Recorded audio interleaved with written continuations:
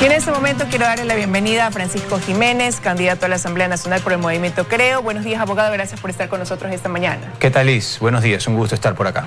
Bueno, abogado, la semana pasada el país veía con buenos ojos el hecho de que los dos candidatos que estaban en esta indecisión entre el segundo y tercer lugar pues decidieran llegar a un acuerdo, reunirnos en el Consejo Nacional Electoral en busca de transparentar este proceso y que no quepa la menor duda de quién tenía que ocupar ese segundo lugar y pasar a una segunda vuelta electoral. Sin embargo, quiero empezar preguntándole si se mantiene ese acuerdo o no, porque hemos visto una serie de mensajes cruzados durante estos días en redes sociales, cartas que van, cartas que vienen. ¿Qué pasa hoy? Por nuestra parte, el acuerdo se mantiene. No hay razón para retroceder. Nosotros desde el primer día hemos dicho que tenemos toda la predisposición para que más allá de los resultados electorales o de lo que se hubiera podido percibir entre la ciudadanía, exista un acuerdo entre las fuerzas democráticas de este país, un acuerdo de gobernabilidad, un acuerdo que permite enfrentarse con solvencia a lo que está del otro lado, que es un proyecto autoritario, un proyecto estatista, un proyecto desdolarizador. Esas son las cosas realmente importantes para el Ecuador y realmente importantes para el Movimiento Creo. Claro que los resultados tienen una realidad y de acuerdo a nuestro control electoral, que siempre lo supimos, y a lo que ha arrojado el proceso hasta ahora, más allá de lo que se pueda decir por parte de unos u otros actores políticos, la realidad es que Guillermo Lasso es el que está en segunda vuelta. Bueno, pero Guillermo Lasso aceptó esta invitación de Yacu Pérez a acudir al CNE, a que se abran las urnas en el 50% en 16 provincias y en Guayas se haga un reconteo total, pero como le decía, después de varias horas de estar en el CNE, frente a las autoridades del CNE y decir que salieron de acuerdo, de repente comenzaron a circular cartas dirigidas por cada uno al Consejo Nacional Electoral y una serie de mensajes que lo que deja ver es un resquebrajamiento en esta decisión de llegar a transparentar el proceso como lo habían dicho inicialmente. Porque más allá de lo que digan los resultados, nosotros siempre actuamos de buena fe. Siempre hemos sido una organización democrática. Jamás hemos estado vinculados con procesos irregulares. Al contrario, a nosotros, como sucedió en el 2017, sí nos metieron la mano en cuanto a nuestra votación, porque hasta apagón hubo. Aquí, más allá de lo que han dicho los actores políticos, no ha habido prueba ni evidencia concreta de irregularidades. Un malestar sí, y es legítimo, porque cuando se producen las elecciones y se anuncia, yo creo que equivocadamente, un conteo rápido con apenas un muestreo de lo que estaba sucediendo, es obvio que quien primero se sintió ganador y luego ya se evidenció que no lo fue, se sienta molesto, se sienta incómodo. Y por eso ha sido nuestra apertura.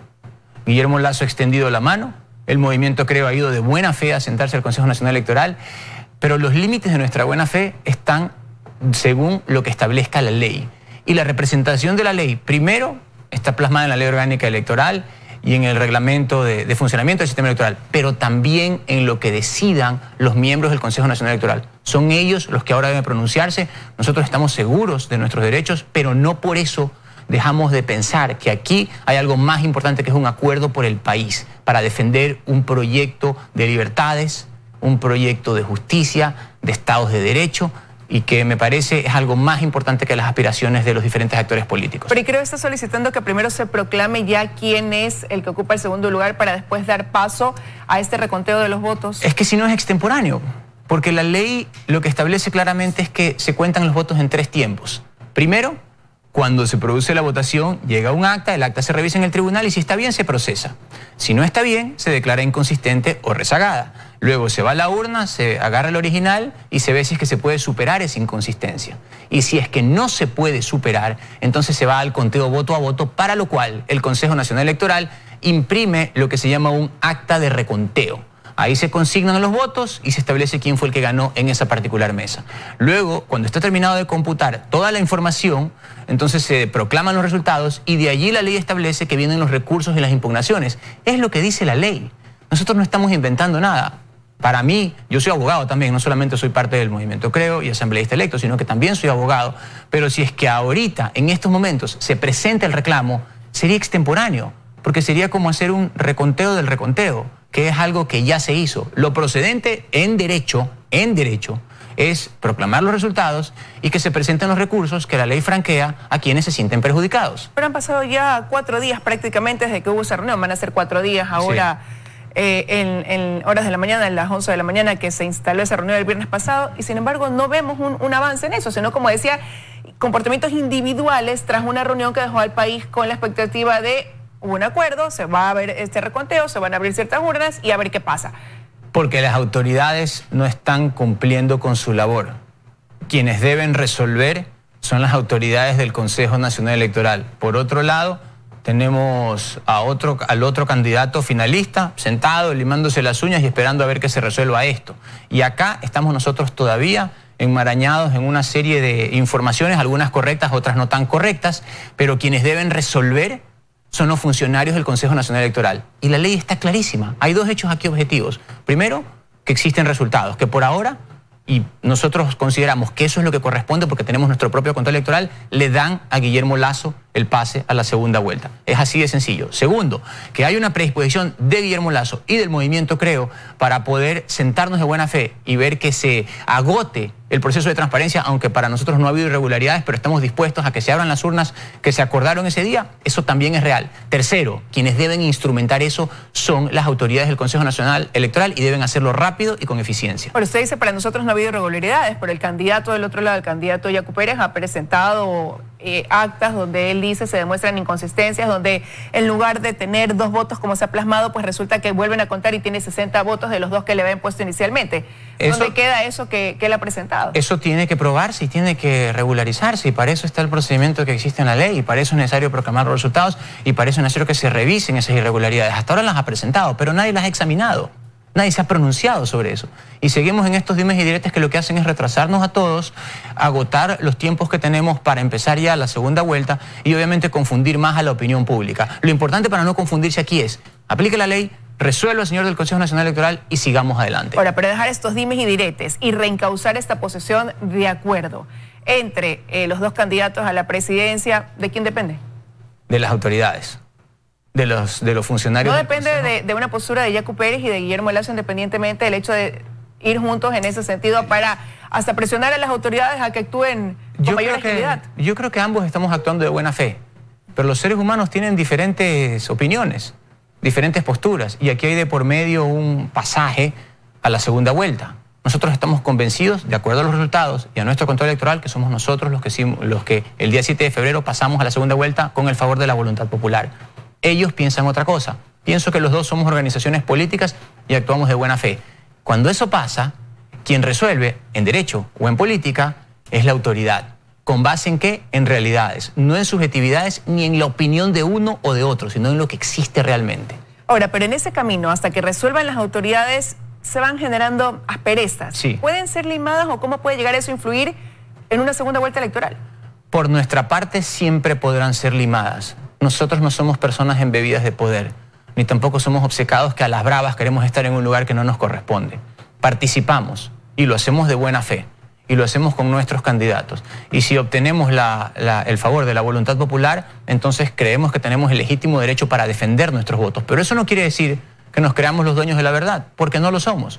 Este es un país diverso, que ya como se demostró en el domingo pasado, tiene muchas visiones y muchos enfoques de nuestra sociedad. Somos un país que todavía es un país joven, que está en ciernes y que tiene que seguirse construyendo. Pero eso lo hacemos con buena fe, con voluntad política y también con la suficiente apertura para que más allá de los resultados entendamos que aquí de lo que se está hablando es de un proyecto de libertades, de un proyecto donde el individuo tiene un espacio, de un proyecto de futuro y de progreso que tiene que enfrentarse a un proyecto estatizante y autoritario. Y ese es el tema de fondo que yo creo que los actores políticos, al menos nosotros por nuestra parte, Guillermo Lasso, lo entendemos y también aspiramos que las otras organizaciones lo comprendan. Ahora, pero antes del domingo 7 de febrero, el señor Guillermo Lasso en algún momento decía, si es que Yacu Pérez pasara a la segunda vuelta electoral, contaría con nuestro apoyo. Hoy usted cree que pudiera hacer lo contrario, siguiendo Guillermo Lasso el que pudiera pasar a la segunda vuelta electoral, ¿contarían con ese apoyo? Es que Guillermo Lasso pasó, hasta ahora pasó, hasta el día de hoy. No se ha demostrado lo contrario y no se ha establecido objetivamente lo contrario. Guillermo Lasso es el candidato que está en segunda vuelta. Y así como nosotros en su momento dijimos que estábamos dispuestos a conversar con las otras fuerzas políticas, entre esos Yacu Pérez, para hacer un gran acuerdo de gobernabilidad y de unidad para la segunda vuelta, aspiramos lo mismo. No pedimos más que lo que nosotros ya estábamos dispuestos a dar. Ahora, ¿y qué esperan del CNE? Que resuelva. ¿Cuándo? Y que lo haga rápido, si es posible hoy día mismo. Entiendo que dentro del acuerdo se estableció la posibilidad de un instructivo. Ese instructivo tiene que terminar de redactarse tenemos que conocerlos, las organizaciones políticas, debe ser lo suficientemente claro, objetivo, para que se pueda lograr llegar a una resolución rápida y seguir adelante. Nosotros no tenemos tiempo que perder, el país no tiene tiempo que perder. Ahora, mientras no resuelva el CNE, ¿cómo esto de aquí puede influir también dentro de la campaña ya a una segunda vuelta electoral? El tiempo comienza a pasar, hay un cronograma que cumplir, pero si es que hay que proceder a ese reconteo de votos total en la provincia del Guayas, parcial en 16 provincias, ¿cómo van a jugar los tiempos en ese sentido? Puede influir mucho y nos está poniendo en desventaja. El hecho de que el CNE no resuelva nos pone en desventaja, porque primero genera un escenario de confusión donde no hay confusión. Segundo, establece un cuestionamiento a los resultados, donde los resultados están claros, por estrecho margen, pero claros. Y tercero, le da una ventaja injusta al otro candidato que sigue avanzando con su proyecto, mientras nosotros estamos acá todavía discutiendo quién pasó, cuando en realidad no hay razón para esa discusión. Bueno, habrá que ver cuándo resuelve el CNE. Ahora hablemos de lo que pasa en la Asamblea Nacional. No sé si pudiéramos poner un cuadro que hemos preparado para ver cómo quedarían las bancadas con mayor representación dentro del Legislativo producto de esta Asamblea del 7 de febrero. Ya es conocido que la Alianza UNAS pues tiene la mayor cantidad de representantes. Ahí vemos un 32,20%, Pachacutic 16,81%, Izquierda Democrática 11,99%, Creo 9,65% y el Partido Social Cristiano 9,73%. Sobre estas dos últimas, Creo, ese porcentaje se traduce en 12 asambleístas, para el Partido Social Cristiano en unos 19. Esta unión o alianza que hicieron para apoyar a Guillermo Lasso para la presidencia, ¿podría mantenerse dentro de la Asamblea para generar una bancada con una representatividad mayor en el Legislativo? Debe mantenerse. Es importante para el país que se mantenga. Yo creo que las cosas que se fraguan antes de los procesos electorales, como fue la alianza de la lista 21 con la lista 6, tienen muchas más probabilidades de pervivir en el tiempo que aquellas que se generan después de alcanzados los escaños. Al país, al Ecuador, le interesa que haya una bancada sólida de parte nuestra y también con las otras fuerzas democráticas, porque el problema aquí, la cuestión aquí no es ideológica. Esta no es una elección con matices ideológicos, es una elección entre un proyecto autoritario, estatista, desdolarizador y un proyecto democrático de libertades, de oportunidades, de progreso. Y yo creo que alrededor de esta segunda tesis confluyen la gran mayoría de fuerzas políticas y debemos hacer un esfuerzo para, más allá de nuestras diferencias, que seguramente las habrá con los diferentes partidos, así como hay diferencias entre los seres humanos, podamos proyectarnos y darle forma a este gran acuerdo que es urgente para el país, porque no podemos seguir perdiendo tiempo. ¿Puede haber rechazo a un modelo de país que ya vivió el Ecuador? Y eso lo dejaron ver los candidatos a la presidencia en los múltiples debates o exposiciones durante su campaña, pero sí hay acuerdos quizás dentro de una misma ideología o de ideologías similares. ¿Y eso cómo puede llegar a jugar en la Asamblea? Y se lo pregunto porque la primera fuerza, obviamente, tampoco ninguna completa una mayoría por sí sola, pero la tiene UNES. Segunda fuerza política en la Asamblea, Pachacutic, con la cantidad de asambleístas que de manera histórica ahora tendrá en el Legislativo. Sí. Y viene de ahí, como mencionábamos, pues ya fuerzas de derecha o centro derecha, pero que tienen menor cantidad de representaciones de curules o de puestos dentro de la Asamblea. Sí, bueno, somos un país heterogéneo, con diferentes puntos de vista, con diferentes ángulos sobre una misma cuestión, pero tenemos que trabajar sobre nuestras coincidencias, no sobre nuestros disensos. Y yo creo que aquí hay una gran coincidencia entre la gran mayoría de organizaciones políticas. Necesitamos un acuerdo de unidad y tenemos que trabajarlo. Obviamente que habrá diferencias y obviamente que cada uno tendrá su particular opinión sobre el tema, pero si no hacemos el esfuerzo genuino por, con voluntad política y con sentido común, buscar esos puentes que son los que nos unen, en vez de estar enfocándonos en las cosas coyunturales, nos vamos a arrepentir y el país también lo va a pagar. Son momentos muy delicados para el Ecuador. Venimos de una triple pandemia, una pandemia sanitaria, una pandemia económica y también una pandemia moral. Son cosas que no son sencillas de superar y solo hay dos formas de hacer política, dividiendo o uniendo. Nosotros no queremos dividir, queremos unir. ¿Y cómo cree usted o cuál cree usted que va a ser el reto que tenga esa nueva asamblea de la que usted formará parte? Tomar decisiones. El mayor reto es saber tomar decisiones. Si revisamos el número de leyes aprobadas y el impacto de esas leyes en la última asamblea, es un desastre el balance.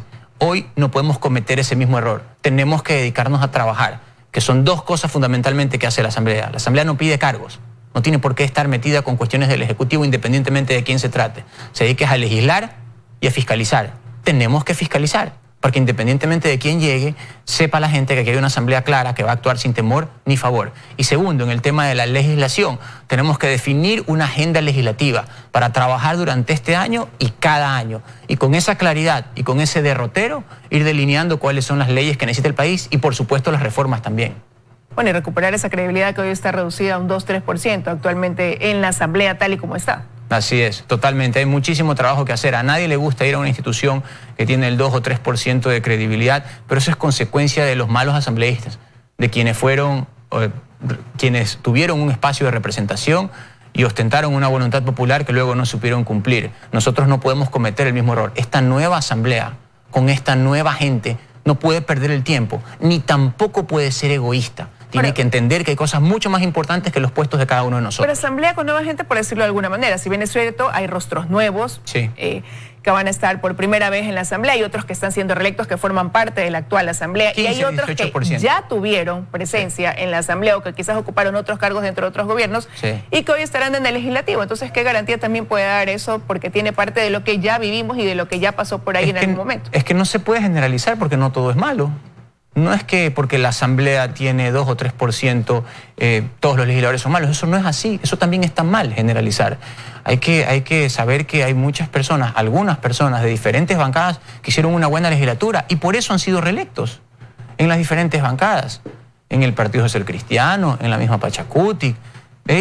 Hay personas que por supuesto merecen la reelección. Que tal vez son excepcionales y son menos casos que los que hicieron mal su trabajo, sí, por supuesto, porque si no la asamblea no tuviera un número tan bajo. Con ellos tenemos que construir también y con los nuevos que llegaron. Tenemos que trabajar en un acuerdo sobre todo de gobernabilidad que nos permita hacer nuestro trabajo y olvidarnos de cualquier otra cosa que haya distraído el trabajo de la asamblea o que le haya convertido en una entidad ineficiente. La asamblea cogobierna, o mejor dicho, colegisla, pero a través de esa colegislatura también participa del proceso de gobierno en un periodo determinado. Pero ¿y qué tan fácil puede ser cuando quizás la tendencia del Ejecutivo puede ser una y la tendencia del Legislativo puede ser otra? Bueno, ahí viene la madurez de los actores políticos. O sea, ¿hay esa madurez hoy en el país de los actores políticos? Tenemos que construirla. Mire, Abraham Lincoln, por ejemplo, hay un ejemplo clásico de él. Hay un libro que se llama Equipo de Rivales. Cuando Abraham Lincoln fue designado finalmente, luego de su 7ª o 8ª elección, presidente de los Estados Unidos, sabía que no iba a poder abolir la esclavitud, más allá de la guerra, que fue otra cuestión, pero no iba a poder abolir la esclavitud si no hacía un equipo con gente de diferentes partidos y que muchos de ellos habían sido sus rivales. Y lo logró constituir. Por eso es que se llamaba Equipo de Rivales. Finalmente habían sido contendientes, pero lograron trabajar en función de un objetivo: terminar con la esclavitud. Acá nosotros tenemos que terminar con la desgracia que ha significado primero un gobierno autoritario, luego un gobierno ineficiente e incompetente. Y para eso tenemos que elevarnos por encima de nuestras diferencias y saber que el Ecuador sigue siendo lo más importante. Quiero agradecerle, abogado Jiménez, que haya estado esta mañana con nosotros aquí en los desayunos de 24 horas. Muchas gracias a usted, Liz. Siempre un gusto. Gracias. Que tenga un buen día.